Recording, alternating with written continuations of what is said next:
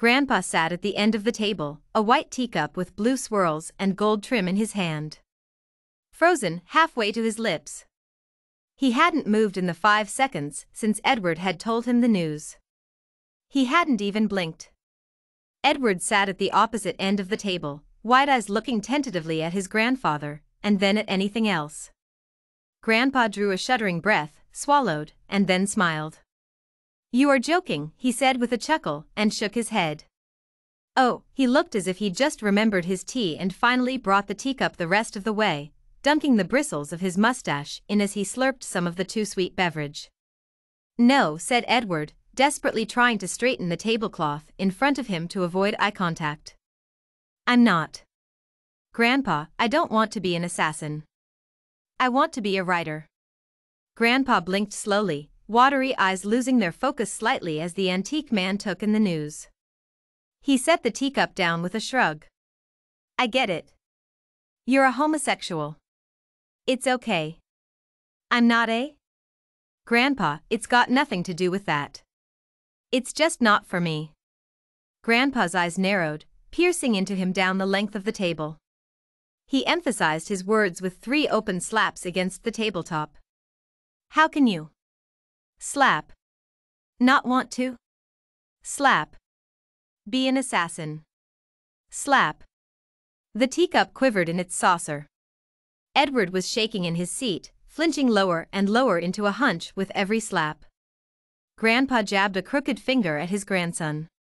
"In 1954 I took 3 bullets above my heart," the old man turned his pointer and stabbed his own chest.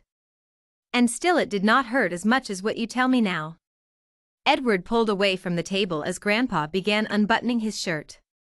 "Grandpa, you really don't have to?" The skinny old man pulled his shirt to one side, showing the puckered scars below his shoulder. "Do you see the damage you have done?" Edward grimaced. "I didn't do those." Grandpa held up a hand. 56, he bellowed. "I was stabbed by a man on a baggage carrier." Edward gulped. "Grandpa, I really?" But Grandpa was having none of Edward's protests. 13 times. Each one in agony, and still, it did not hurt as much as what you tell me now. "Tell me you are joking." Edward took a deep breath, steeling himself against a further onslaught. "I'm not joking." "You're not joking?" Grandpa spluttered. "How can you not want to be an assassin? We have done it for generations. Eons." "It doesn't make me happy," said Edward, his voice coming out like a whimper. Grandpa's mouth snapped shut with a click of false teeth. "What was that?" Edward cleared his throat, unable to bring his eyes up any farther than the teapot at the center of the table. "I said it doesn't make me happy." Grandpa didn't say anything for a long time, and the silence became so uncomfortable for Edward that he did look up just to judge the look on his grandfather's face. The old man was wearing a funny expression, one that Edward wasn't sure he'd ever seen on his grandfather before. It was as if the old man hadn't ever considered Edward's reasoning a possibility. "Happy?" Grandpa whispered. "You're not happy?" Edward shook his head. "I haven't been happy for a long time." Grandpa began turning his teacup around in its saucer, mouth hanging open as he pondered. "Writing makes you happy?" Edward breathed a small laugh. "I don't know.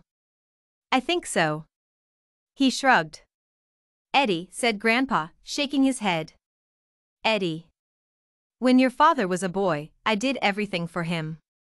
I was shot many more times than I told you, and stabbed more again. And all of this was so your father could have a life worth living. And then you were born." The old man's lip began to tremble as he recalled his baby grandson. "Your father and I both would be stabbed and shot and burned 1,000 times over if it gave you a chance to be happy." Edward sniffed, wiped a hand across his face to hide the tears that wanted to spill over. He laughed. "I'd be a bit happier if you stopped getting hurt, I think." Grandpa downed the last of his tea and set the teacup back down. "So, writing. Tell me more." Oh, Edward thought. This wasn't going half as bad as he expected. "Well, I actually had no idea that you'd been stabbed by a man on a baggage carrier." I thought I could just spend a lot of time with you and share your stories. Or turn your stories into stories. You could remain completely anonymous, it would just. You want to spend more time with me? Grandpa was leaning forward now, eyes glowing with interest. Edward smiled. Well, yeah. Of course. Grandpa leaned back in his chair. You know, Eddie, that would make me happy. Edward's smile broadened. Well, there you go.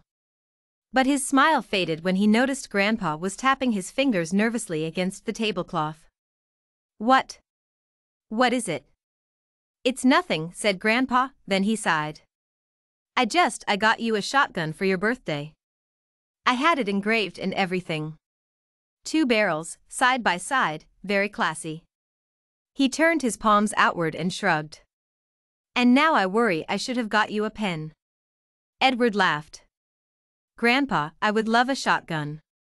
All writers should have a shotgun to display over the fireplace. Perfect. I've ruined the surprise now, but you still have to wait, said the old man. Shall I put some more tea on? Absolutely, said Edward. I've got nowhere to be. I've got an appointment with Freddie Two Finger in 45 minutes, but I can postpone. Grandpa smiled and pushed himself to his feet. Wooden chair grinding across the floorboards as he did. I'm enjoying this, he beamed a smile at Edward. Me too, said Edward. And he watched his grandfather shuffle into the kitchen and flick the kettle on.